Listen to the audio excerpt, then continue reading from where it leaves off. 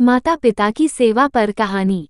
Please दोस्तों, यह कहानी पसंद है तो हमें सपोर्ट करिए। प्लीज़ कमेंट करके बताइए कि यह कहानी आपको कैसी लगी। यह कहानी यह सीख देती है कि चाहे किसी व्यक्ति में कितने ही गुण हों, गुणवान वही होता है जो अपने माता पिता की सेवा करता है। गांव के पनघट पर 4 औरतें पानी भरने आई।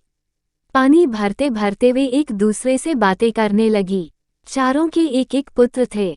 बातों बातों में उन्होंने अपने पुत्रों के गुणों का बखान करना प्रारंभ कर दिया। पहली औरत बोली, मेरा पुत्र बहुत सुरीली बांसुरी बजाता है।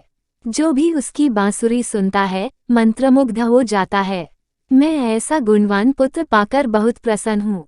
दूसरी औरत बोली, मेरा पुत्र बहुत बड़ा पहलवान है। इस गांव में ही नहीं बल्कि दूर दूर के गांव में उसकी बहादुरी का डंका बजता है। ऐसा गुणवान पुत्र भगवान सबको दे। तीसरी औरत कहाँ पीछे रहती, वह बोली, मेरा पुत्र कुशाग्र बुद्धि है। उससे अधिक बुद्धिमान इस पूरे गांव में नहीं। लोग अपनी समस्याएं लेकर उसके पास आते हैं। मैं ऐसा पुत्र पाकर धन्य हो गई। चौथी औरत ने सबकी बातें सुनी लेकिन कहा कुछ भी नहीं। इस पर वे औरतें उससे कहने लगी, बहन तुम भी तो कुछ कहो ना। तुम्हारे पुत्र में क्या गुण है?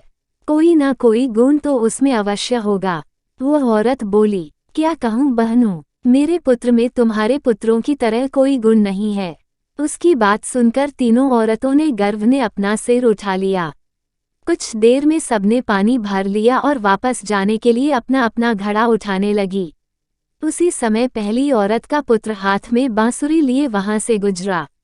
उसने देखा कि उसकी माँ पानी से भरा घड़ा नहीं उठा पा रही है, किंतु वह यह अनदेखा कर बांसुरी बजाते हुए वहां से चला गया। दूसरी औरत का पहलवान पुत्र कुछ ही दूरी पर मुदगर घुमा रहा था। उसकी मां कुएं से घड़ा उठाकर जैसे ही उतरी, उसका पैर फिसल गया। किसी प्रकार वह संभल गई, किंतु पहलवान पुत्र अपनी मां को नजर उठाकर देखने के बाद भी उसके पास नहीं आया और अपनी कसरत में लगा रहा। तीसरी औरत का पुत्र भी वहां से किताब पढ़ते हुए निकला। उसकी मां ने उससे कहा, पुत्र मैं दोनों हाथों से घड़ा पकड़े हुए हूँ, ये रस्सी जरा मेरे कंधे पर डाल दे। लेकिन वह अपनी मां की बात अनसुनी कर वहां से चला गया। तभी चौथी औरत का पुत्र वहां आया। अपनी मां के सिर पर घड़ा देख वह उसके पास गया और उसके सिर से घड़ा उतारकर अपने सिर पर रखकर चलने लगा। कुएं के पास बैठी एक बुढ़िया यह सब देख सुन रही थी। वह बोल पड़ी, मुझे तो यहाँ बस एक ही गुणवान पुत्र नजर आ रहा है, वही जो अपने सिर पर घड़ा लिए जा रहा है।